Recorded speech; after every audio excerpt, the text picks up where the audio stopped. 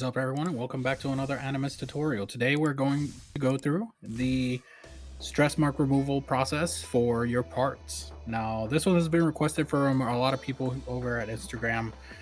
They've asked me in Facebook pages. They've asked me, "Hey, how do you remove your stress marks from your parts?" So I felt like I should make a little bit of a short video here so I can show and give you an example on how I specifically do it. Now, there are a lot of different techniques out there that you can use. However, we're just going to go through the ones that I usually use to remove the stress marks off of my parts. All right, so let's go ahead and get started. So for this, we're going to use different types of parts. We're going to go ahead and try to use one of these blue parts here, as well as a red part here, right? So the way that I'm going to show this to you guys is that I am going to try to forcibly get these parts a stress mark. Let me go ahead and snip the parts right here. All right, let's go ahead and let's get one of these clear parts out here. Usually these always leave stress marks, so I'm gonna go ahead and snip one of these down right here. All right. So we're going to use different types of techniques. I'm going to show you how to sand down your stress marks, maybe sand them down a little bit. I know that somebody asked me in regards to paint. So you can spot touch your stress marks. That's something that a lot of people don't know that you can do. You can also try to use gundam markers for your stress marks, right? So that's another part that people don't know. Will it look the same? It's all going to depend on the color of the gundam marker that you use. But usually, if you try to use a gundam marker that's pertaining to that specific suit, then you won't have any issues, right? So maybe with this one. Clear parts are always the vein of my existence when it comes to stress marks. It doesn't seem to leave me. Oh, there we go. Perfect. So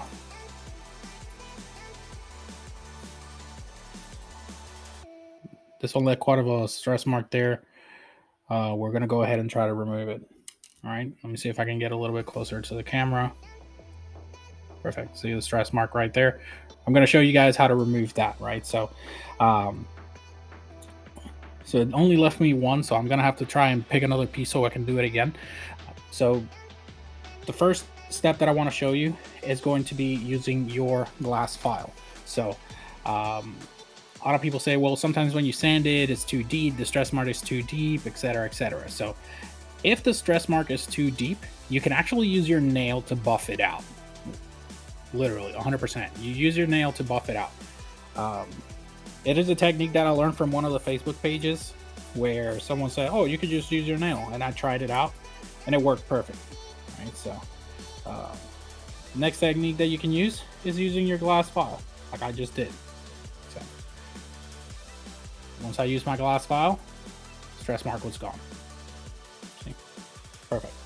So that is one of them right there, one of the techniques right there. So let me see if I can get a stress mark out of maybe one of these,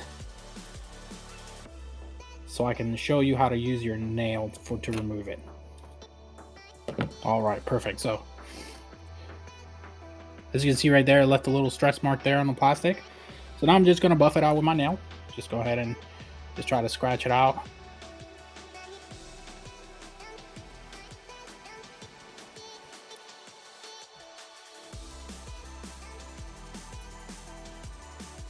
Basically what you're doing is you're applying heat with your nail by rubbing the plastic. And as you can see, it's gone.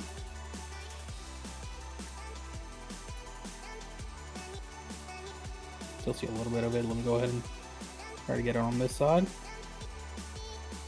And it's gone. That's another way you can use it. The other way is to try and sand it or applying heat with an external source.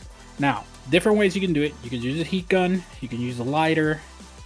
My preferred method is probably the lighter because the heat guns are very unpredictable when it comes to these plastics, since most of these have like maybe ABS or something like that.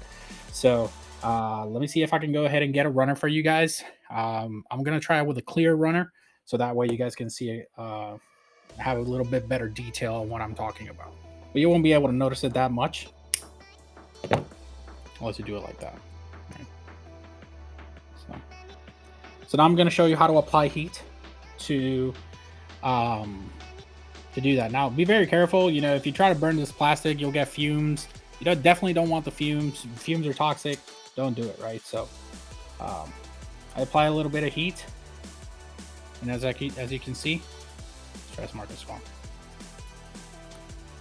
So that is a very quick technique. It's a little bit harder to do than just, you know, applying the flame. You have to make sure you time it right.